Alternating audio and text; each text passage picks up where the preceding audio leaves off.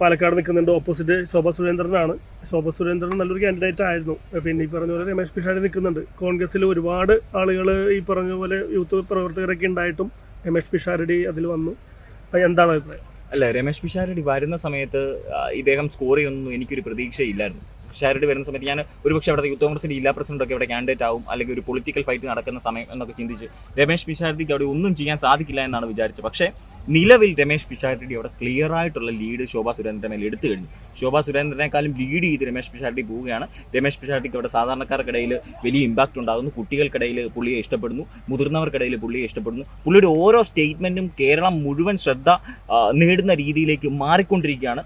നിലവിൽ നമ്മൾ കേരളത്തിലെ ഇലക്ഷൻ പരിശോധിച്ചു കഴിഞ്ഞാൽ ഏറ്റവും കൂടുതൽ ശ്രദ്ധ പോകുന്ന മണ്ഡലങ്ങളിലൊന്ന് എന്ന് പറയുന്നത് പാലക്കാടാണ്. പാലക്കാടേക്ക് കൃത്യമായിട്ടുള്ള ശ്രദ്ധ വരുന്നുണ്ട്. അതിൻ്റെ കാരണം രമേശ് പിഷാരടിയാണ്.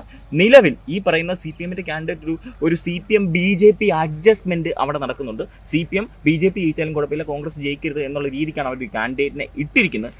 എന്നാൽ പോലും എൻ്റെ ഒരു അഭിപ്രായത്തിൽ അവിടെ കൃത്യമായിട്ട് UDF-ന് ലീഡുണ്ട്. അവിടുത്തെ സാധാരണക്കാർ രമേശ് പിഷാരടിയുടെ ഈ ഒരു അപ്രോച്ചും അദ്ദേഹത്തിൻ്റെ ശൈലിയും ആൾക്കാർക്ക് ഇഷ്ടപ്പെടുന്നുണ്ട്. നിലവിൽ രമേശ് പിഷാരടി അവിടെ ലീഡ് ചെയ്യുന്നുണ്ട്. അദ്ദേഹം ജയിക്കാൻ പോകുന്നു എന്നാണ് എൻ്റെ ഒരു വിലയിരുത്തൽ.